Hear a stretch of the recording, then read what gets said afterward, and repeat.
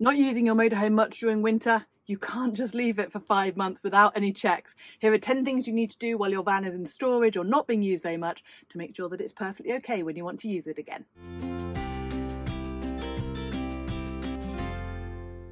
Hey, I'm Kat and welcome to Wandering Bird, where we share tips for motorhoming and road trips. Before I start this video, for everyone who was asking for Gerald update, there has been no sign of Gerald. The chocolate is still in the trap has not been set off, so I think Gerald might have left the building. I think we're safe. I can't see him anywhere else. I have checked the engine bay and the wiring all seems fine, so I think we might be a Gerald free zone. Now, I know plenty of people don't use their motorhomes much at the moment, and I don't blame you. It's freaking cold at the moment. But I do want to make sure that you keep your vans looked after. Don't forget that most motorhomes and camper vans are built on the same chassis as work vans. They're not designed to be left for months on end without any sort of love and care and attention. So here are some things to check, even when you're not using your van, just to make sure that they are ticking over and that everything is still fine when you come to spring and want to go off on adventures. Now, things to do on a fairly regular basis, and by fairly regular I mean every other week or every other month at most. And the first thing to do is obviously check that the van's all right. If you haven't got the van parked on your driveway or outside your house, then pop to the storage unit, pop to wherever you've got it stored, and make sure that it's still there firstly, but also make sure that everything's okay, that nobody's caused any damage, that the weather hasn't caused any damage to it. Just give it a quick visual inspection both inside and outside and make sure that there is nothing wrong. Whilst you're doing that, pay particular attention for signs of mold, for signs of damp. Those things, if you leave them even for a few weeks, can get really, really difficult to fix. So the sooner you spot them, the sooner you can go and get them fixed. Whilst you are looking around for mold and damp, this is a really good time to open windows, open hatches, get some fresh air in. I know it's cold, but the more air you can get in, the less mold and condensation you're going to get inside your vehicle. So that's a really good time to get some ventilation in and just freshen up the air inside it. Next, start the engine. Now, ideally, I want to start your engine and take it for a drive, a good 20-30 minute drive if you possibly can.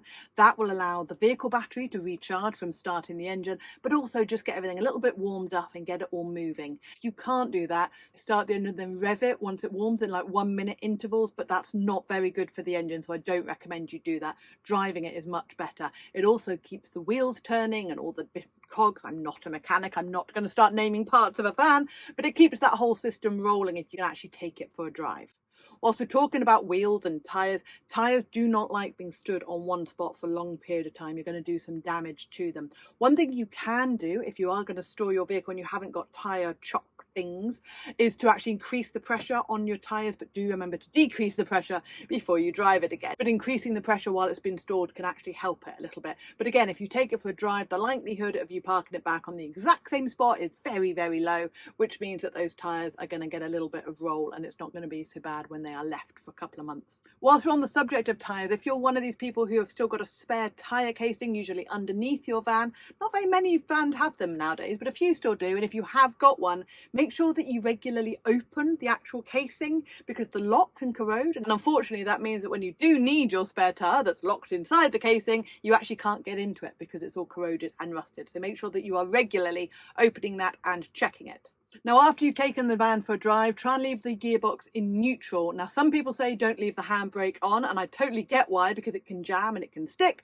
But of course, if you don't leave the handbrake on, the vehicle is likely to roll. So please do whatever makes your vehicle safe. If you can leave it in neutral, you're not on a hill or something, then perfect. I have to say I do tend to leave my van both in gear and with the handbrake on, so I break this rule all the time. But I also am driving my van more frequently and I don't leave it for months on end. But if you are doing that, just come put it in neutral, give it a wiggle around, and again, if you're driving it, you're keeping the gearbox from sticking up and you're stopping the handbrake from sticking up, so it does help it if you can drive it every other week or so. Now, when you're driving the motorhome, one thing to do if you've got air conditioning in your cab is to turn the air conditioning on. I know it's winter, I know it's cold, I know that's the last thing in the world you want to do, but if you can keep the air conditioning ticket over, it will make it a little bit easier in the summer when it's boiling hot and you want to use it again. It's also a really good time to find out that it's not working, so you've got time to fix it before you need it for real. Now, I briefly mentioned tyre chocks or tyre savers, I think they're called. But one thing you can do again when you've parked back up again is put tyre covers on. And this protects not just the actual bits of the tyre, but the rubber from rotting in the sunlight, because we still do get the sun in winter and that can cause damage to the actual structure of the tyre. So tyre covers can be really useful for this. Don't wrap them in some sort of plastic bag or bin bag or something like that, because that can cause condensation inside the tyre or inside the wheel, and that can cause its own problem. So don't do that. Get proper tyre covers which are breathable. Now, if you've got a caravan or you've got a tow hitch and you've got some sort of connection, make sure that you check that connection, 13-pin plug, make sure there's no signs of corrosion or rust or any other damage, and make that all nice and clean. And one thing you can do is put a little bit of petroleum jelly on the connectors just to make sure it doesn't get any water in or anything like that. But again, make sure you clear it off and that it's all safe to use before you use it properly. Now, batteries are one of the biggest things that go wrong over winter, because even when they're just sitting there and nothing is using them, they discharge. It's like sort of evaporation. It's not evaporation, but I always imagine it like that. It just sort of magically disappears. Now, the biggest culprit of this is normally the leisure battery. So some people can disconnect your leisure battery. You can take it home. You can keep it chopped up, trickle charge it, however you want to do it at home. If you don't know how to do that, please get professional advice so that you are doing it safely. And do remember, of course, when you reconnect your leisure battery, you're going to have to turn everything else back on.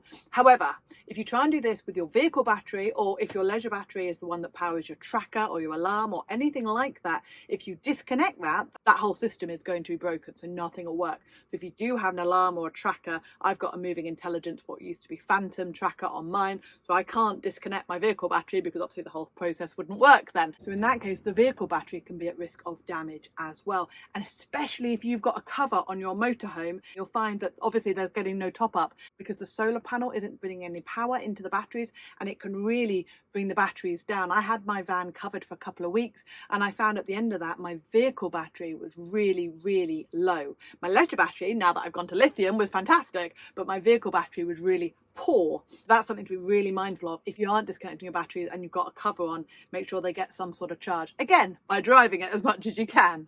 And of course, if you are taking your vehicle out and driving it, one of the downsides if it's been icy is that you've got salt and grit all over the roads. That can actually be quite corrosive to your vehicle. So if you do take it out for a drive on roads that have been salted or gritted, make sure you give it a good brush or even a wash down before you store it away again, so that it doesn't get any further damage or corrosion done to it. If you want to learn more about what van life in winter is really like, this is the video to watch. I hope you found that useful. If you've got any other tips, please do drop them below so other people can benefit from your knowledge. And I'll see you on the next video. Take care. Bye.